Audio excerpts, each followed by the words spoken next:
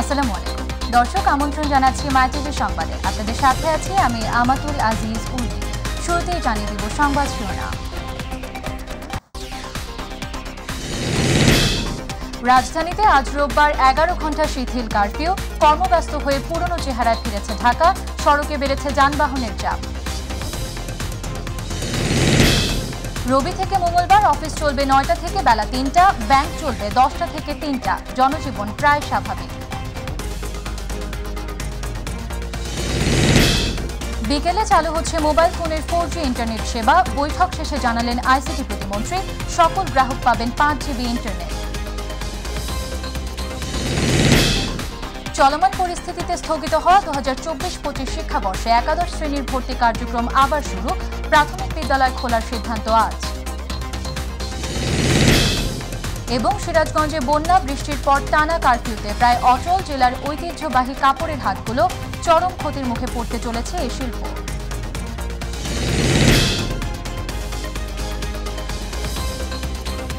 শুনছিলেন শিরোনাম, এবারে বিস্তারিত।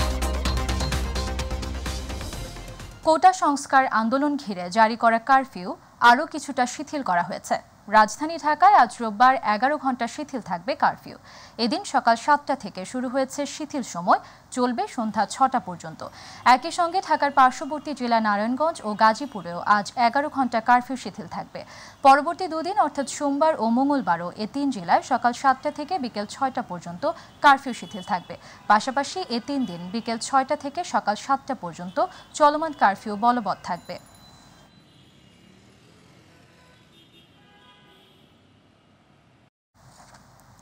বরিশালে আজও সকাল 6টা থেকে রাত 10টা পর্যন্ত কারফিউ শিথিল করা হয়েছে। সেখান থেকে এই বিষয়ে আরও জানাচ্ছেন সহকর্মী পারভেজ রাসেল। ধন্যবাদ আপনাকে। আসলে দীর্ঘদিনের ছাত্রদের কোটা সংস্কার আন্দোলন এবং কারফিউ পরিস্থিতি শিথিল হওয়ার পরেই বরিশালের জনমনে শান্তি ফিরে এসেছে। আমরা বলতে পারি এখন শান্তির নগরীতেই ক্রমশ বরিশালটাকে ধরা যায় এবং সাধারণ মানুষ তাদের যে কর্মব্যস্ততা সেটা শুরু হয়েছে। প্রথমে সকাল 6টা থেকে সন্ধ্যা 6টা অবধি পর্যন্ত ছিল কারফিউ শিথিল, তার পরবর্তীতে এখন বাড়িয়ে আজ কিন্তু সকাল 6টা থেকে রাত 10টা অবধি পর্যন্ত কারফিউ পরিস্থিতি শিথিল করা হয়েছে এবং এতে সাধারণ মানুষ অনেকটা স্বস্তি ফিরে পেয়েছে। পাশাপাশি কর্মব্যস্ত যারা মানুষ রয়েছে, দিনমজুর রয়েছে, শ্রমজীবী মানুষ রয়েছে, তারা তাদের কর্মস্থলগুলোতে যোগ দিতে পেরেছে। পাশাপাশি আইনশৃঙ্খলা বাহিনী এবং পুলিশের যিনি নগর পুলিশের পিতা রয়েছেন বা নগর পিতা রয়েছেন তাদের সাথে কথা বলেছি। তারা আমাদেরকে নিশ্চিত করেছেন বরিশালে সেই পূর্বের যে পরিস্থিতি ছিল উত্তপ্ত, সে পরিস্থিতি আর যে ধ্বংসযজ্ঞ ছিল সেই পরিস্থিতি আর কখনোই আসবে না।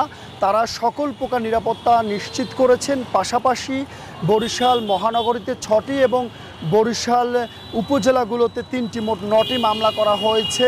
কোটা সংস্কারের নামে যে দীর্ঘদিন ভাঙচুর বা হামলা সংঘর্ষ চালানো হয়েছে তাতে 9টি মামলায় প্রায় 3000-এর মতো অজ্ঞাত আসামি করা হয়েছে এবং এদেরকে চিহ্নিত করে আসলে গ্রেপ্তার অভিযান চালানো হচ্ছে। এতে সাধারণ মানুষের মধ্যে যেমন ভয়টা কেটেছে, পাশাপাশি তাদের মধ্যে স্বস্তি ফিরে এসেছে এবং আমাদেরও প্রত্যাশা রয়েছে যে আগামীর একটি নিরাপদ সুন্দর বরিশাল গড়ে ওঠা হোক। তো আপাতত এই রয়েছে বরিশাল থেকে আমার কাছে কারফিউ এবং সার্বিক পরিস্থিতির যতটুকু তথ্য ছিল।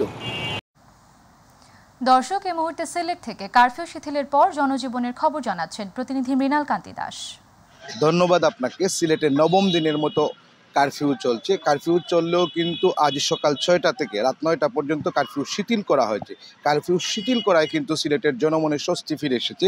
আমরা অবস্থান করছি সিলেটের মদিনা মার্কেট এলাকাতে। আমি যদি মদিনা মার্কেট এলাকার পরিস্থিতিটা আপনাদেরকে দেখানোর চেষ্টা করি এবং আপনার মাধ্যমে যদি মাই টিভির দর্শকদের জানাতে চাই যে কারফিউ শিথিল করায় কিন্তু জনমনে যে স্বস্তি ফিরে এসেছে এবং আজ রবিবার সরকারি ছুটি না থাকায় কিন্তু সকাল থেকেই ব্যবসা প্রতিষ্ঠান দোকানপাট খুলতে শুরু করেছে এবং নগরীর রাস্তাঘাটে কিন্তু বিভিন্ন যানজটও দেখা দিয়েছে।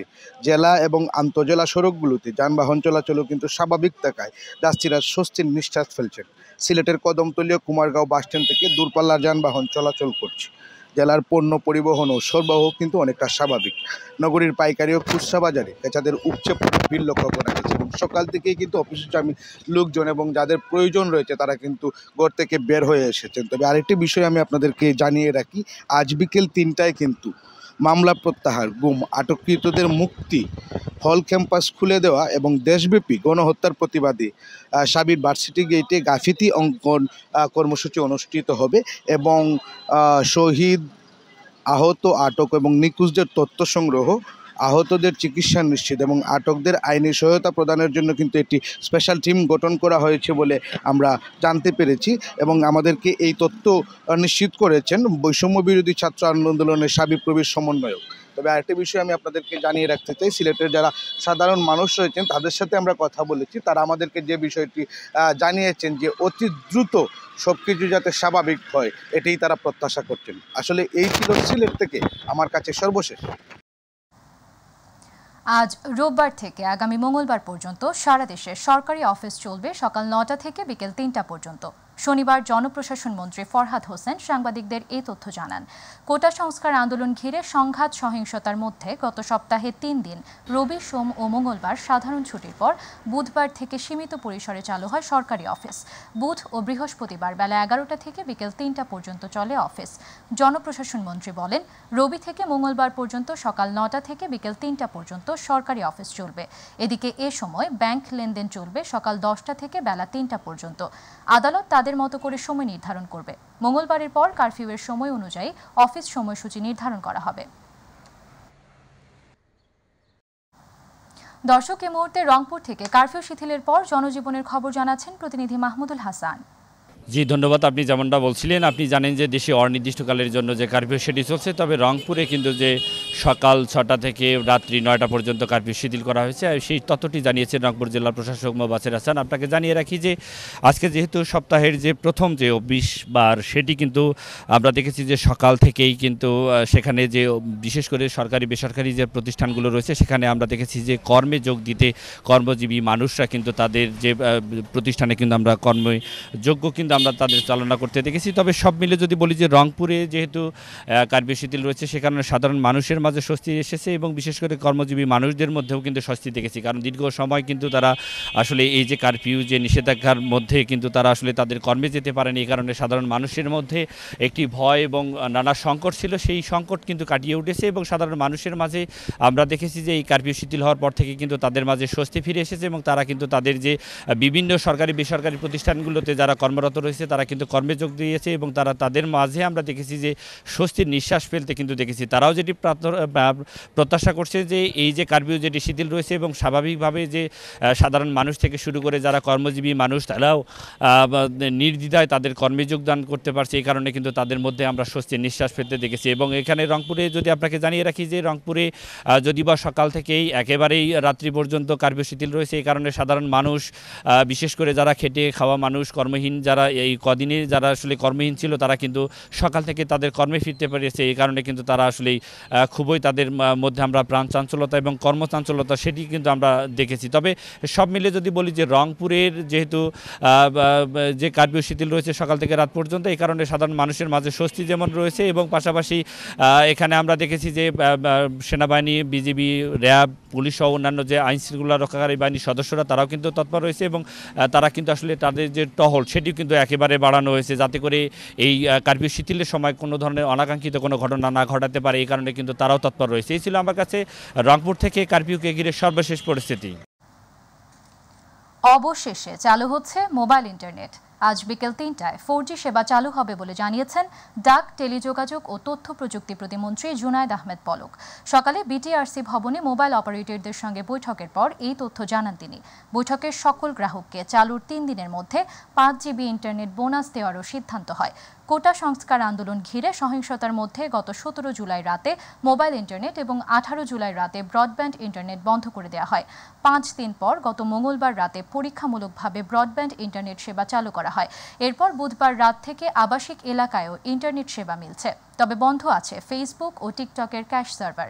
এদিকে ফেসবুক, টিকটক সহ বিভিন্ন সামাজিক মাধ্যমের প্রতিনিধিদের 31 জুলাইয়ের মধ্যে হাজির হতে তলব করেছে বিটিআরসি। তাদের সঙ্গে বৈঠকের পরই এসব মাধ্যম খুলে দেওয়া হবে। আমরা সিদ্ধান্ত গ্রহণ করেছি আমাদের বৈঠক শেষে যে আজকে বিকাল 3টার সময় আমরা আমাদের মোবাইল নেটওয়ার্কের 4G ইন্টারনেট কানেক্টিভিটি আমরা পুনঃস্থাপন করতে পারবো ইনশাআল্লাহ।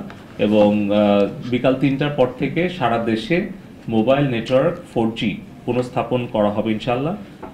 যারা মোবাইলের গ্রাহক, যারা ইন্টারনেটের যে প্যাকেজগুলো ছিল, ডেটাগুলো ছিল, সেটি আসলে তাদের তো ব্যক্তিগতভাবে কোনো দোষ না, কিন্তু এই নেটওয়ার্কটা আসলে নিরবিচ্ছিন্ন না থাকাতে তারা সেই সময় ইন্টারনেটটা ব্যবহার করতে পারেনি।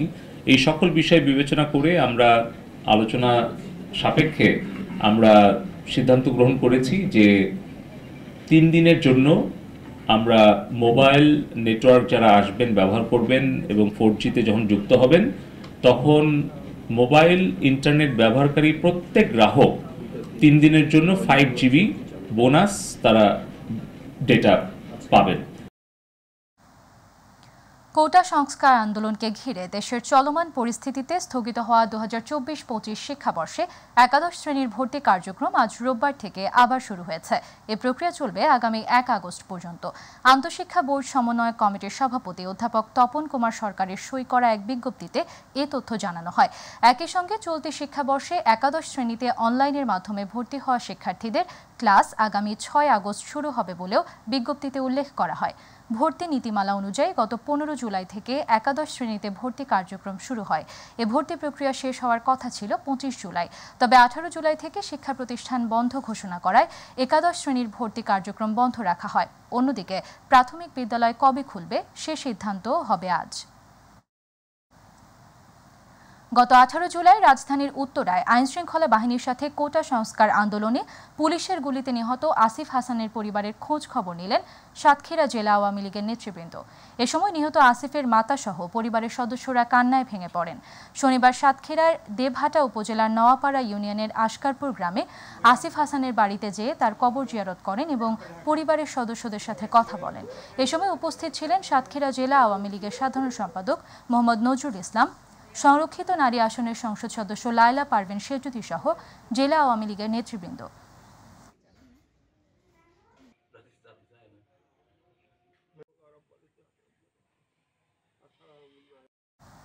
সিরাজগঞ্জে বন্যা বৃষ্টির পর টানা কারফিউতে প্রায় অচল জেলার ঐতিহ্যবাহী কাপড়ের হাটগুলো।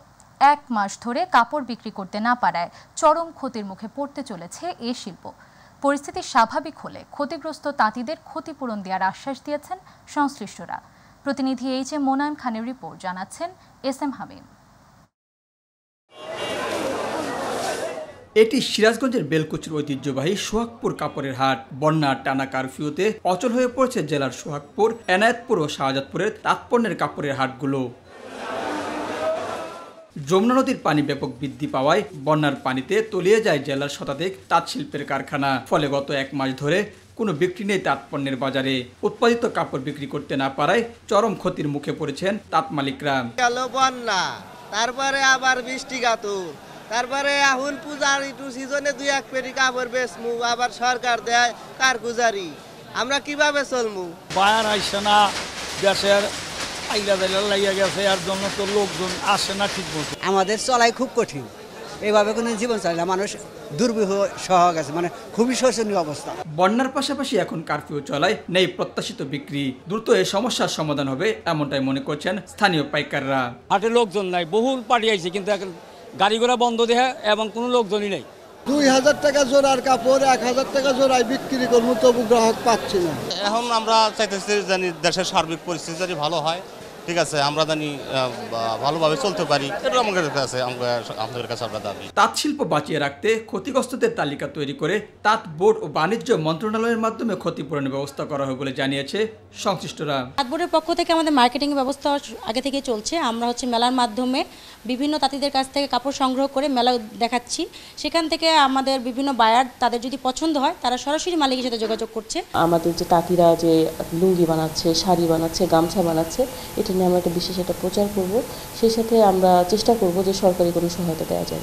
তাঁত শিল্প তাঁতিদের রক্ষায় উপযুক্ত ক্ষতিপূরণের পাশাপাশি ভবিষ্যতে এমন সংকট থেকে উত্তরণের উপায় তৈরির পরামর্শ দিয়েছেন স্থানীয়রা। SM হামিম, মাই টিভি।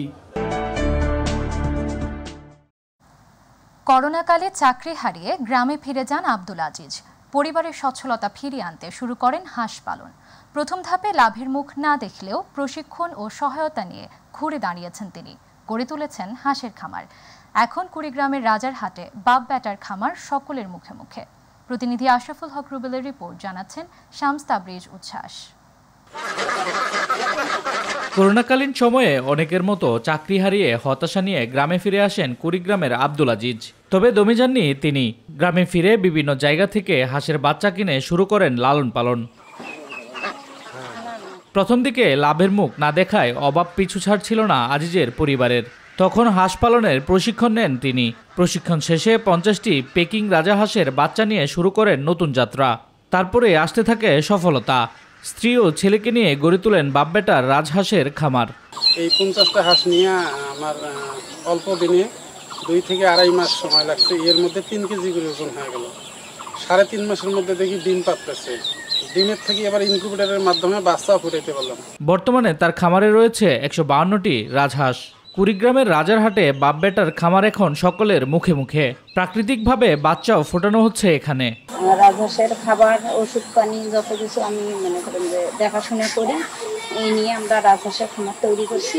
প্রতিদিন দূর দূরান্ত থেকে লোকজন আসে খামারে কিভাবে হাঁস পালন করা হচ্ছে তা দেখতে। অনেকে আবার কিনে নিয়ে যাচ্ছেন হাঁস ও হাঁসের ডিম। এদের কাছে আবার যারা খামারি তাদের কাছে পরামর্শ নিতেছে। হাঁসের খামার দিছে, ওখান থেকে একটা হাঁস নিছি, নিয়ে 5 কেজি ওজন নিয়ে 5 ভাগ করিয়ে তারে 1 ভাগ নিয়ে আসি রান্না করি, বাড়িতেই খাচ্ছি। খাওয়া ভালো খাচ্ছি। পেকিং রাজহাঁস পালনে 90 দিনের মধ্যে খামারিরা 300 থেকে 400 টাকা লাভ করতে পারে বলে জানান উপজেলা নির্বাহী কর্মকর্তা। এটা মাংস উৎপাদন করে যেহেতু 60 দিনে আমরা বিক্রি করতে পারি অথবা 90 দিনেও বিক্রি করা যায়। 60 দিনের মধ্যে ওজন হয় 2 থেকে 2.5 কেজি। 2.5 কেজিরও কিছু কিছু প্লাস হয় এবং 90 দিনের মধ্যে 3.5 থেকে 4 কেজি ওজন হয়। সঠিক পরামর্শ ও পৃষ্ঠপোষকতা পেলে অনেক খামারি হাঁস পালনে স্বাবলম্বী হবে বলে আশা সংশ্লিষ্টদের। শামস তাবরিজ উচ্ছ্বাস, মাই টিভি নিউজ ডেস্ক। দর্শক সঙ্গে থাকার জন্য ধন্যবাদ। আমাদের পরবর্তী সংবাদ দেখার আমন্ত্রণ জানিয়ে বিদায় নিচ্ছি। আল্লাহ হাফেজ।